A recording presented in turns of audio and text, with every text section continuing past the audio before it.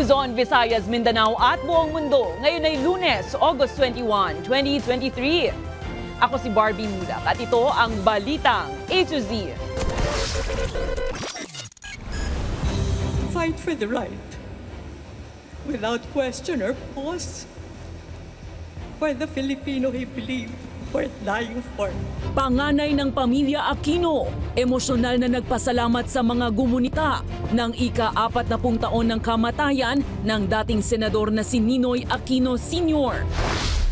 Pinakita ko doon, pati yung video nung water cannoning nung ating mga resupply ships, pinakita ko doon. So nagulat sila. Panghihimasok ng Beijing sa West Philippine Sea, inilantad ng Pinas sa katatapos na Chiefs of Defense Conference. Information drive pa lang for 1 week to follow yung apprehensions. MMDA sinimulan na ang paninita sa mga pasaway na dumaraan sa EDSA bike lanes. Paniningil ng 1,000 pisong multa, sisimulan na raw. At sa ating Arat Na segment, Balitang A to Z goes to Quezon upang makisaya sa pagdiriwang ng Nyug-Nyugan Festival. Magandang gabi, pambungad sa ating newscast. Sa isang simpleng misa idinaan ng pamilya Aquino ang paggunita sa ika-40 anibersaryo ng kamatayan ng dating senador na si Benigno Ninoy Aquino Sr. Nakiisa naman maging ang Pangulong Bongbong Marcos Jr. sa paggunita ng Ninoy Aquino Day at nanawagan na isantabi na ang politika. Ang Balitang A to Z mula kay Ian Maghanoy. Thank you for being one with us today in remembering Ninoy Aquino. Naging emosyonal ang panganay ng Aquino family sa paggunita ng ika-40 taon ng kabayanihan ng kanilang ama, ang dating senador na si Benigno Ninoy Aquino Sr. Suot ang dilaw na mga damit, nagtipon ang mga taga-suporta ni Ninoy para mag-alay ng misa sa yumaong mambabatas. Kasama sa mga dumalo ang ilang leader ng Liberal Party, kabilang ang mga kaalyado nito sa politika na si dating Vice Presidenteng Leni Robredo at mga dating senador na sina Kiko Pangilinan at Franklin Drilon. Hindi sapat na alalahanin ang kabayanihan ni Senator Ninoy. Kailangan tayong bumangon at gumising sa pagtutulog-tulugan. Si Ninoy ang nagsilbing pinakamatinding kritiko ng gobyerno nang ipatupad ng dating presidenteng si Ferdinand Marcos Sr. ang 9 na taong batas militar na sinimulan ng 1972 at nagtapos noong 1981. Mula sa kanyang exile sa Estados Unidos ay umuwi pa rin ng Pilipinas si Ninoy kahit pahayagan ng banta sa kanyang buhay. Dumanak ang dugo sa tarmac ng airport. 40 taon na ang nakalilipas. Nagulat ang bayan sa kahayupan sa airport. Naghimagsik ang damdamin at sumigaw kami noon. Sobra na, tama na, palitan na. Hindi ka nag-iisa, Ninoy. Sa pahayag ng palasyo, hinimok ni Pangulong Ferdinand Marcos Jr. ang mga Pilipino na isantabi na muna ang politika sa paggunita ng ika-40 taong kamatayan ni Ninoy. Ayon sa Pangulo, nakikiisa siya sa mga Pilipino sa pag-alala ng Ninoy Aquino Day. Pero hindi binanggit rito ang legasiya ng pagkamatay ni Ninoy na naging hudyat para sa pagpapatalsik sa diktatoryang rehimen ng kanyang amang si Marcos Sr. Doon sa ginawa niya sakripisyo, natuto ang tao na mag-people power at tinuruan niya ang mundo kung paano gawin ng people power at palayain din ang mga bansa nila. 4 na dekada na ang nakalipas nang mamatay si Ninoy. Pero ang hamon ngayon, ayon sa pamilya Aquino, ay panatilihing buhay ang kanyang alaala sa pamamagitan ng mahigpit na pagbabantay ng demokrasya. Sana po kapag meron tayong nakikitang tama, purihin po natin yun at tularan po natin yun. Pero pag meron po tayong nakikitang mali, sana i-call out po sana ito ng mga tao. So yun po yung ehemplo ng lolo Ninoy po. The man who dreamed the impossible dream, running where the brave dare not go, to fight for the right, without question or pause, for the Filipino he believed worth dying for. Maraming salamat po.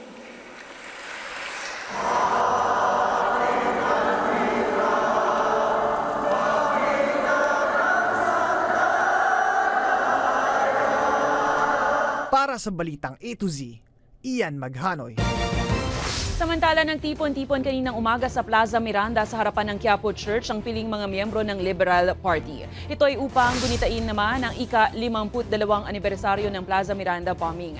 Nasa 50 mga miyembro ng partido mula Region 3, Calabarzon at National Capital Region na nag-alay ng prayer vigil para sa siyam na nasawi sa pagsabog. Kabilang ang yumaong senador na si Jovito Salonga sa 95 na nasugatan sa pagsabog habang nagsasagawa ng campaign rally. August 21, 1971, nangyari ang pagsabog, bagay na isinisisi ng Administrasyong Marcos Sr. sa New People's Army.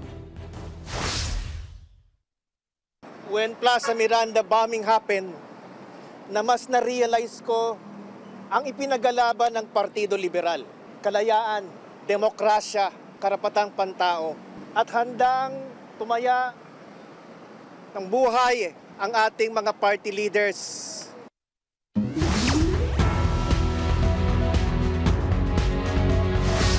Itinigil muna ang nakatakdang pag-iimprenta ng mga balota para sa mga lugar na nagpalit ng pangalan. Para po yan sa nalalapit na barangay at sangguniang kabataan election sa October 30. Ayon sa COMELEC, nagkaroon ng problema sa supply ng kuryente sa mga linya ng CCTV ang National Printing Office. Kaya natigil ang pag-iimprenta. Abot sa 1.4 million na balota para sa BSKE ang nakatakdang iimprenta. Kabilang sa mga lugar na papalitan ng pangalan ang bagong lungsod na Baliwag sa lalawigan ng Bulacan, bagong lungsod ng Caramona sa lalawigan ng Cavite, mga bagong lalawigan ng Maguindanao del Norte at Maguindanao del Sur. Kasama rin sa mga papalitan ng mga test ballot ay ang 10 barangay sa Makati City.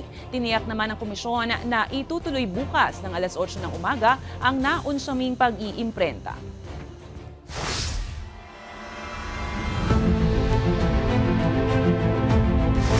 Hinahamon ng isang mambabata si dating Pangulong Duterte na magsalita na ukol sa umano'y pangako ng Pinas na aalisin ang BRP Sierra Madre sa Ayungin Shoal. Samantala, panghihimasok ng Beijing sa teritoryo ng Pinas naging paksa sa katatapos na Annual Chiefs of Defense Conference. Narito ang ating balitang A to Z.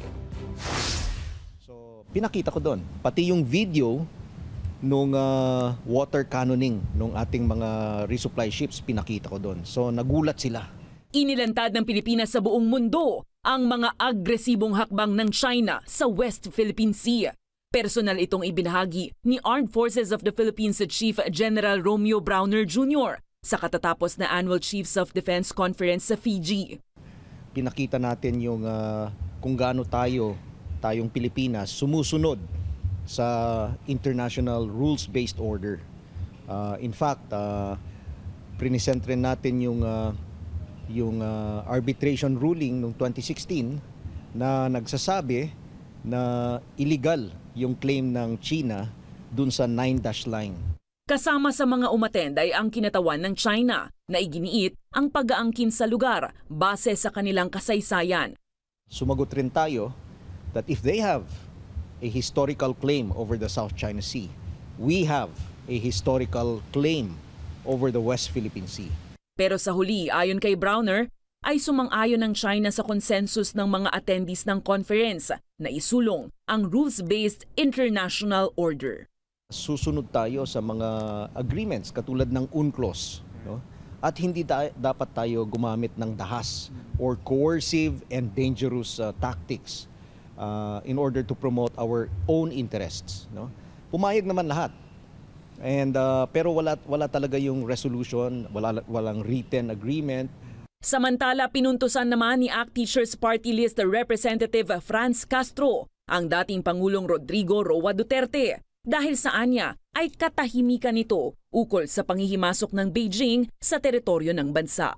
Siya na lang yung hindi nagsasalita. So siguro may right ng ating mga kababayan na malaman ang totoo. Una nang inireklamo ng China ang pananatili ng barko ng bansa na BRP Sierra Madre sa Ayungin Shoal.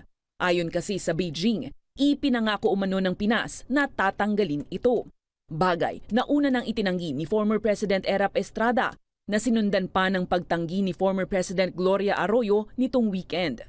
si former President Duterte lang hindi nagsasalita. Kaya sina-challenge natin si former President Duterte to say his piece naman about doon sa, lalong-lalo na itong ginagawa ng Chinese government, itong ginagawa ng China Coast Guard doon sa incursion, doon sa ating exclusive economic zone. Base sa Marcos Jr. government, walang ganitong kasunduan ng Pinas kanino man.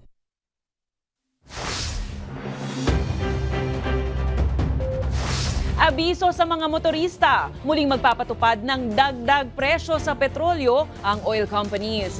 Simula mamayang hating gabi, 1 peso and 10 centavos ang dagdag presyo sa kada litro ng gasolina, 70 centavos sa kerosene at 20 centavos naman sa kada litro ng diesel. Paliwanag ng Energy Department, bunsod pa rin ito ng tigil supply ng krudo ng malalaking oil exporting countries gaya ng Saudi Arabia at Russia. Nakikita ring makakaapekto sa walang humpay na dagdag presyo ang iba pang international concerns.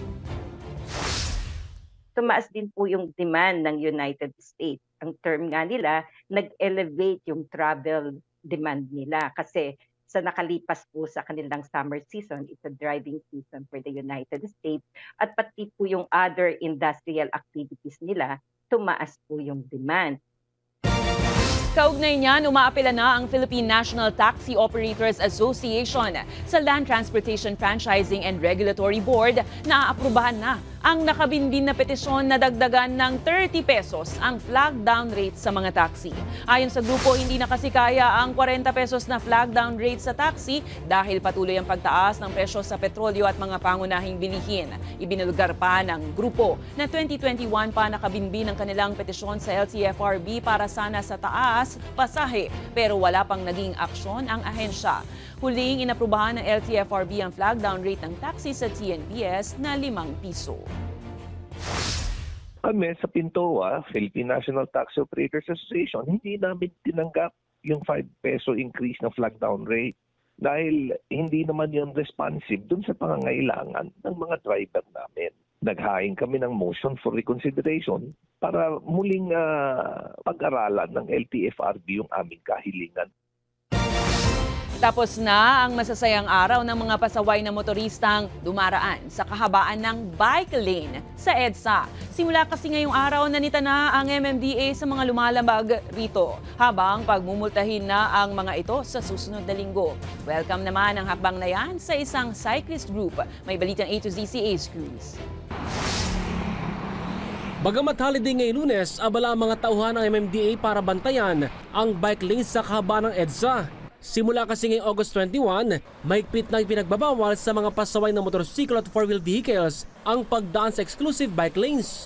Pero may paglilinaw ang MMDA ukol dito. Information drive pa lang for 1 week to follow yung apprehensions. Pero sa observation ko kanina, just because it's holiday, maganda, kitang-kita mo yung bike lane. Walang pumapasok ng mga motor or nakaka-obstruct sa area. Aminado ang ahensya na kakaunti ang kanilang nasita dahil kaunti rin naman ang mga motorista ngayon dahil walang pasok.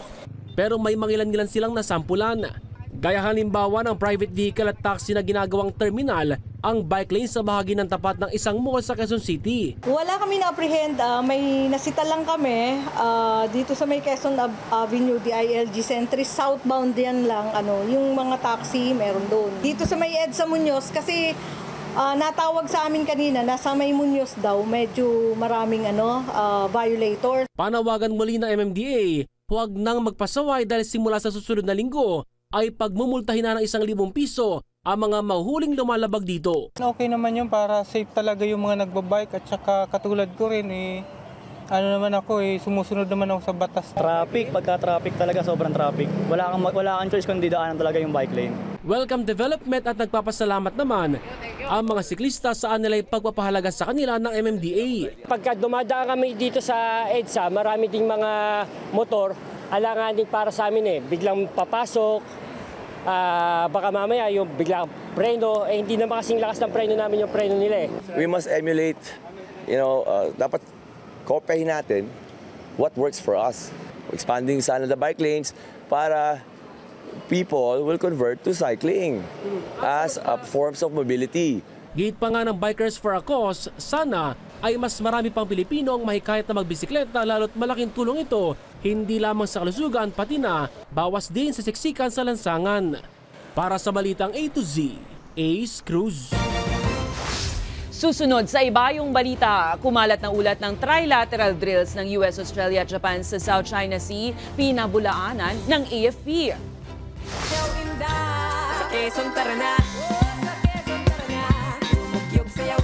At sa ating arat na segment, Balitang A to Z goes to Quezon upang makisaya sa pagdiriwang ng Nyug-Nyugan Festival. Abangan ang kumpletong ulat sa pagbabalik ng Balitang A to Z.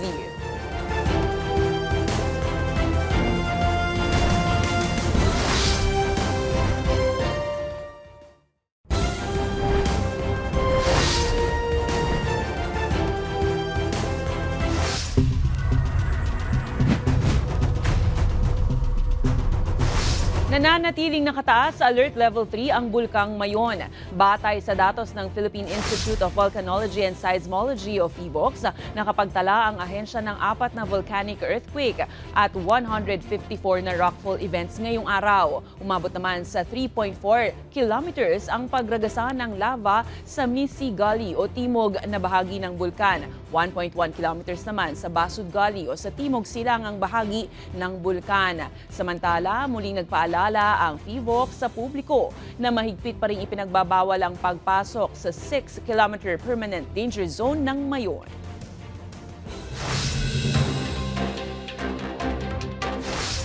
Opisyal nang ipinangalan kay Fernando Poe Jr. ang dating Roosevelt Station sa LRT-1 nitong August 20. Kasabay ito ng kaarawan ni FPJ at bilang paggunita sa legasiya ng binansagang The King of Action. Samantala, ipinagdiriwang naman ngayong araw ang World Senior Citizens Day. Ilan sa mga nakukuhang benepisyo ng mga senior o edad 60 taon pataas ay ang 20% discount, VAT exemption at ilan pang insentibo mula sa gobyerno.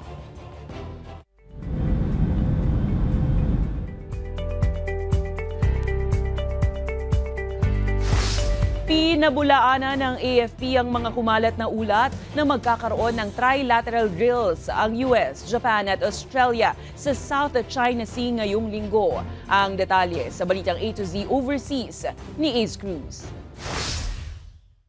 Umugong nitong weekend ang mga ulat na magkakaroon ng joint Navy drills ang mga tropa ng US, Japan at Australia sa South China Sea ngayong linggo.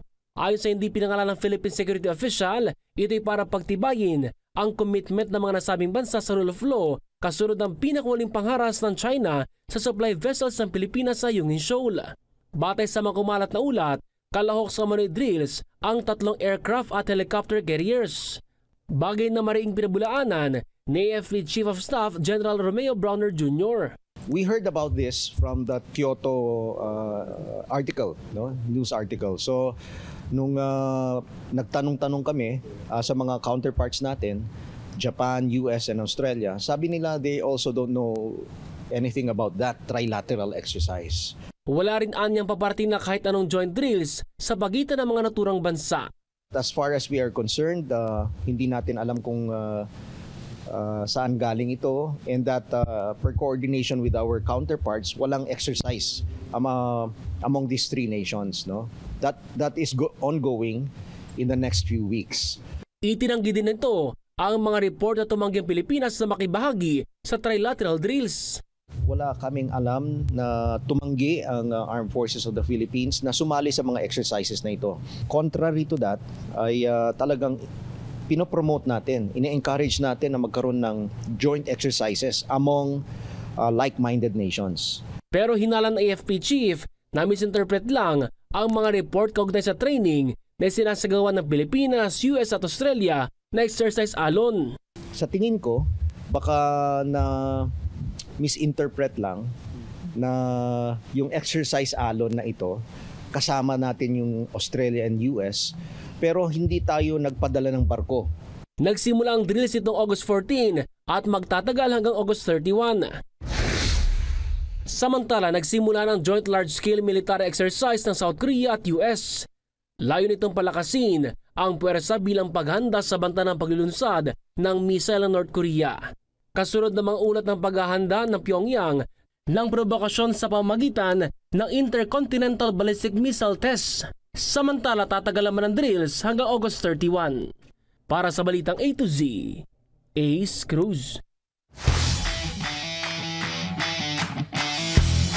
Nagsimula nang dumating ang iba't ibang kalahok na bansa para sa 2023 FIBA World Cup na gaganapin dito sa Pilipinas. Ito'y sa pangunguna ni FIBA President Hamane Niang kasama ang iba pang matataas na opisyal ng FIBA na personal na sinalubong ni Samahang Basketball ng Pilipinas President Al Pandillo. Unang lumapag ang Montenegro na makakalaban ng Gilas sa two-nap match bago sumunod ang Mexico, Egypt at Angola na kasama ang Gilas Pilipinas sa Group A sa World Cup na aarangkada na po sa August 25 hanggang September 10 sa dalawang world-class venues. Inaasahan ding magdaratingan pa sa mga susunod na araw ang mga bansang kalahok sa FIBA World Cup na gaganapin sa Philippine Arena sa Bocaue, Bulacan.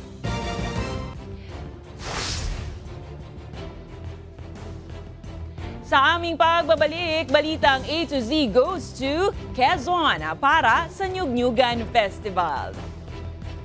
Manatiling nakatutok, kayo ay nanonood ng balitang A to Z.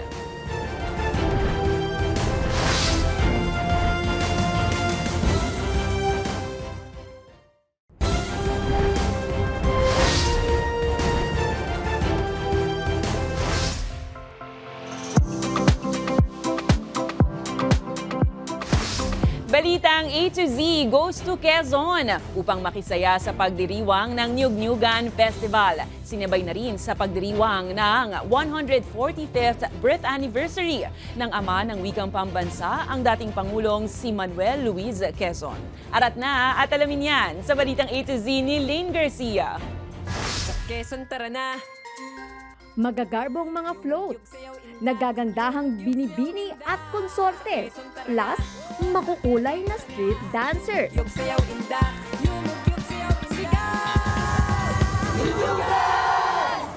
Ilan lang yan sa mga ibinida ng lalawigan ng Quezon sa katatapos lang na Nyugnyugan Festival na ginanap sa Lucena City. Makalipas ang 3 taong pandemya, heto't muling nagbalik sigla ang pagdiriwang sa taunang Nyugnyugan Festival dito sa probinsya ng Quezon. Hindi lamang upang ipakilala ang iba't ibang produktong lokal, kundi kilalanin ang naturang lalawigan bilang top coconut producer ng bansa. Ayon kay Provincial Governor Helen Tan, since 2012 pa nang simulan ang selebrasyon na ito. Layunin ng festival na mabigyang prioridad ang kagalingan at kasipagan ng ating mga coconut farmers bilang bida ng selebrasyon. Maliban riyan ay hangad din ng Quezonians na paigtingin ang turismo dahil sa dami ng pasyalan at ang ganda ng mga likas na yaman. Unique yung aming selebrasyon. At pag nasa Quezon, hindi lang naman ito ang pupuntahan nila. Napakadaming options and choices na mapupuntahan nearby in Lucena City. We have Tayabas, we have Lucban, we have Sariaya where the beaches ay nandoon din, magaganda. Nandiyan ang Mount Banahaw. And there's more dahil tampok rin ang iba't ibang produkto mula sa 40 bayan sa naturang probinsya na maaaring mabili sa mga agritourism booths at tulong na rin sa mga may maliliit na negosyo. Meron din kaming mga BCO. Mula naman ito sa mga farmers organization ng San Antonio Pala, assisted ng Office of the Provincial Agriculturist. At ito ay 6 na entrepreneur. Maliban sa virgin coconut oil, mayroon din kaming buko soft vinegar. Pinagmamalaki po namin ang aming mga produkto. Meron po kami mga kape, coffee beans, ground coffee. Meron din po kami mga salabat. Meron pong iba't ibang variety. And turmeric, meron din po kami. Ang aming pong mga product, magsimula po tayo sa ating handicrafts. Ito po ay nanggagaling lang po sa tabing dagat at aming pinupulot at ginagawa pong mga pang-decorate. Napakaganda po ng aming pinagmamalaki na fresh honey, wild. Talaga pong pinupuwag pa sa mga bundok. Nag-iipon po kami niyan kapag ganitong may festival lang. Sinabay rin sa pagdiriwang ng Niyog-Nyogan Festival 2023 ang ika-145th anniversary ng kaarawan ng ama ng wikang pambansa at dating Pangulo na si Manuel Luis Quezon na malaki ang naging bahagi sa makasaysayang tradisyon at kultura ng mga Quezon. Inaasahan naman ni Governor Tan na mas tatangkilikin pa ng mga karatig lugar ang masayang selebrasyon ng Niyog-Nyogan upang mas lalong makilala ang probinsya ng Quezon. Sa Quezon, tara na! Para sa Balitang A to Z, Lane Garcia. Kung kayo ay may kwentong kakaiba, mga kwento ng pag-ibig o storya ng inspirasyon at pag-asa, maaari niyo itong ibahagi. Sumali sa ating Facebook group na Balitang A to Z. Panoorin ang replay ng ating programa at sundan ang ating social media pages. Hanapin ang Balitang A to Z. Ang ating pabaong quote of the night ay mula sa dating senador ng Pilipinas at asawa ni dating Pangulong Corazon Cory Aquino na si Benigno Ninoy Aquino Jr. Ayon kay Ninoy, ang 1 minuto ng kabayanihan ay mas mabuti pa kumpara sa dekada-dekada na walang saysay na buhay. At yan ang mga balita at impormasyon, mga kwentong may dalang inspirasyon na tinutukan ng Balitang A to Z. Ako si Barbie Mulak, maging maalam, makialam. Magandang gabi sa'yo, Pilipinas!